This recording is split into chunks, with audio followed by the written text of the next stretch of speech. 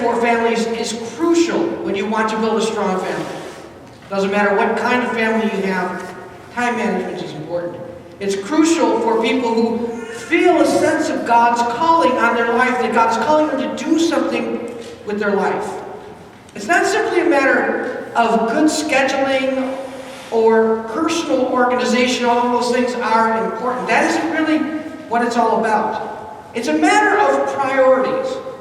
It's rooted in the sense of your purpose for your life, rooted in the value that you place on your own being. That's what time management is about. The time management is much more difficult now that there are so many possibilities available, so many things that you could do with your time that we didn't used to be able to do. You can literally watch thousands of TV shows or movies at any time, and now that we have cell phones, you can watch them anywhere that you want. There is this huge proliferation of games that you can play on your cell phone, and you can play with people all over the world in real time. It's amazing. The stores that used to only be open certain hours are now open all the time.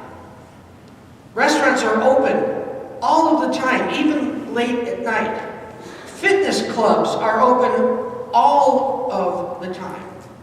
And what I want to do this morning is to ask you to think about especially what young people do with their time, given that they now have all of these possibilities that they didn't used to have.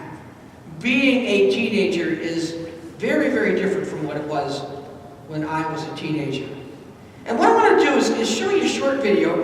It's about a minute, and it explains what the average teenager spends their time doing, just so you have an idea of what we're talking about this morning. Let's roll that video.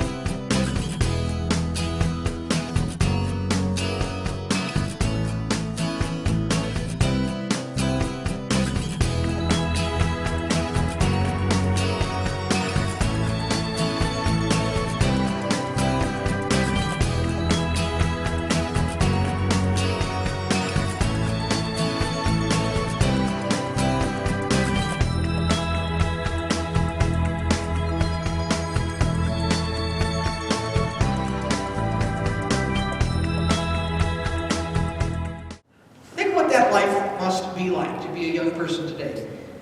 How much exercise do you think they get?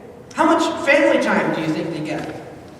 And how does this, what I would call an addiction to entertainment, affect what their family does when they do have family time? I can tell you what they do. They go and they consume more entertainment together as a family. Anyone who doesn't fixate on entertainment comes off as out of touch with the world, living in a different era, if this is not you. There's one commercial, you might have seen it recently, advertising satellite TV, and it refers to people who don't have satellite TV as settlers. Settlers, can you imagine that? Imagine a 19th century family living on a homestead, being transported through time to a modern neighborhood. How would they react to the fact that all of their neighbors have satellite TV? How would a settler family react to that? I've got a short video. Let's see if we've got it up here. Find our satisfaction is when the boy has his stick and hoop, the girl her faceless doll, and you have your cabbages. And you have your foot stomping. I sure do. Don't be a settler. See, the message of almost all commercials on any platform, whether it be TV or print or internet or radio, is to teach you that if you buy certain products, the time you have in your life will be happier. If you buy this insurance, you'll save more money and be protected. If you buy this car, you will live in a dream world and lots of people will want to be with you. If you buy this computer or this tablet or this phone, you will get so much more control over every other aspect of your life. If you buy this brand of beer or booze, you will get to party with people who look like the models in the commercial. You can have control over the happiness of your life if you spend your money in a certain way. And you can exercise control by buying the right products and services. That's the myth they try to sell.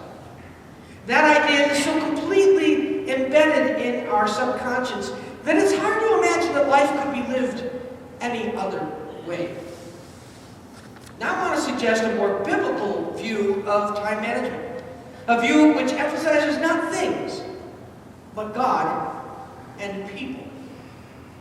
This view tells us that buying things is not the way to happiness. Quality time with people, especially the family of God, the family that God has given you, is the key to godliness and happiness. Now, one book that emphasizes that theme is the book of Ecclesiastes. Many of us pastors don't really preach from Ecclesiastes because it's kind of strange sometimes. This book comes from the wisdom movement, and I've talked about that a couple of weeks ago, a wisdom movement. Wisdom movement in Israel came out of a dissatisfaction with the idea that happiness in life simply resulted from following God's laws in an almost methodical, robotic fashion. People wanted to have more common sense in their everyday life. They wanted to have advice for how to live, not just a bunch of laws to follow. People wanted to look at life in a more broad sense. Life was more than simply just following God's laws and obeying God. There was a broader sense of life in the wisdom movement. It said that humanity is not simply a pet that either obeys God and gets rewarded or doesn't obey God and get punished. There was a dissatisfaction with that view of life. And that's the movement out of which the book of Ecclesiastes comes. The author of Ecclesiastes thinks about a bigger picture of life. Now, Ecclesiastes is especially critical of people who try to control the circumstances of their lives either by working hard enough to change things or by seeking godly wisdom. Now, I want to show you a picture here. This is a slide from Ecclesiastes 2. I'll give you an example of what I'm talking about. Ecclesiastes 2:14 says, "Then I said to myself, as is the fate of the fool, it will also befall me. Why then have I been extremely wise? So I said to myself, this too is vanity. For there is no lasting remembrance of the wise man as with the fool. Inasmuch as in the coming of days all will be forgotten, and how the wise man and the fool die alike." You know, this kind of passage reflects a time in Israel when people did not believe in the resurrection of the dead. There was no sense of an eternal reward from God for being godly. This life was all there is. Now, that's clearly not the teaching of the New Testament. And as you read this book, these kinds of passages appear all over the place, and you wonder if this author sounds a little bit depressed. I've always joked that this guy may need a program. The author's point, though, is that godliness is fine, being wise is fine, but those things cannot simply replace making time to enjoy your life with your family. There are too many people of faith who allow family time to be replaced with godliness and service. Now, I want to help you out at church, people will say, but not if it means neglecting your family. We don't want you to help out at church to the neglect of your family. The author repeats this point over and over. He says that the point of life is to enjoy your life with your family, and if that's not what you're doing, then you're not doing it right. Let me give you a couple of examples when he says this. Here's four of them. In 2:24, he says, "There is nothing better for mortals than to eat and drink and find enjoyment in their toil." Chapter 3, verses 12 and 13. I know that there is nothing better for them than to rejoice and do good in one's lifetime. Moreover, that every man who eats and drinks sees good in all his labor. It is the gift of God. Chapter 5, verse 18. Here is what I have seen to be good and fitting, to eat, to drink, and enjoy oneself in all one's labor, which he toils under the sun during the few years of his life which God has given him. For this is his reward. Chapter 9, verse 8. Let your clothes be white all the time, and let oil not be lacking on your head. Enjoy life with the woman who you love all the days of your fleeting life, which he has given you under the sun, for this is your reward in life. Do you see the theme that keeps on recurring in Ecclesiastes? The point of all these passages is that even if you spend all your strength and your effort trying to be godly, which is a good thing, if you don't manage your time with your family well and give them priority, you will still not be happy. Time with our families is one of the greatest rewards in life. There are a lot of people who don't make time for their family. They're too busy working because the work world is so competitive and nobody wants to lose their edge and everybody wants to keep their job, and if working more and neglecting their family is the cost of making a living, then so be it.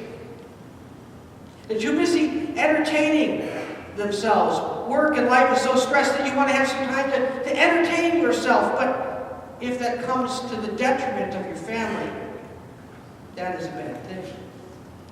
Sometimes our family dynamic doesn't lend itself to togetherness. Being together as a family isn't the kind of thing that people enjoy sometimes. They would rather be in their house but not really spend time together as a family. I have a musician friend I know, and one time I was talking to him. He plays the bass and he plays the guitar. He's absolutely fantastic at it. And I asked him one time about his family. Where do your folks live? And he said, well, they live here in town. And I said, how often do you get to see them? He says, well, I might see them once a year, if that. Now, I want you to think about what that would be like to live in the same town with your parents and only see them once a year. I wish I could be that close to my parents. I would see them more than once a year. I already see them more than once a year. When you hear a story like that, you realize that somebody like that would rather spend time with his friends than with his family. Somebody like that would rather enjoy hobbies and playing music than spend time with their family. I have another friend who's very religious, whose life is absolutely determined by faith. And this friend got married a couple of years ago, but she didn't invite her own mother to her wedding because the family dynamic is so dysfunctional. And her mother found out that she was getting married, and she tried to come and make contact with her. And yet, even at that very important time of her life, she completely avoided her mother. Now, I understand that families can be dysfunctional. Families can sometimes be tough to deal with when you get together. But it is a mistake to react to our discomfort by managing your family right out of your schedule. Parents and grandparents, your adult sons and daughters still need you. When you get to the end of the career, when you get to the end of your life, you might expect to be focused on the satisfaction of all of the things that you have accomplished in your life. But if you have managed to do them at the expense of enjoying time with your family, you have missed some of the greatest happiness that God has in store for us. That's the message of the passage from Ecclesiastes today. And as I said before, time management is not simply a matter of making sure that there is time in your schedule for everything you want to do. That's not what time management is. Time management is a matter of setting priorities. It's a matter of deciding what you think God wants your life to be about. It's a matter of figuring out what makes you happy, what really brings you joy, and what will really matter at the end of your life. As a pastor, my whole life is oriented towards serving God. For that reason, I have this passion to be in ministry. It's what I enjoy doing. That's what I love. And no other profession would bring me a better sense of being a part of God's own kingdom. I couldn't do anything else. It's my passion. It's what I do. Now, I will admit that some days are better than others. There are some days when, as a pastor, I'm on, and some days when I'm not. But if I got to the end of my career as a pastor and realized that I constantly put the church's needs ahead of my family, I would feel foolish.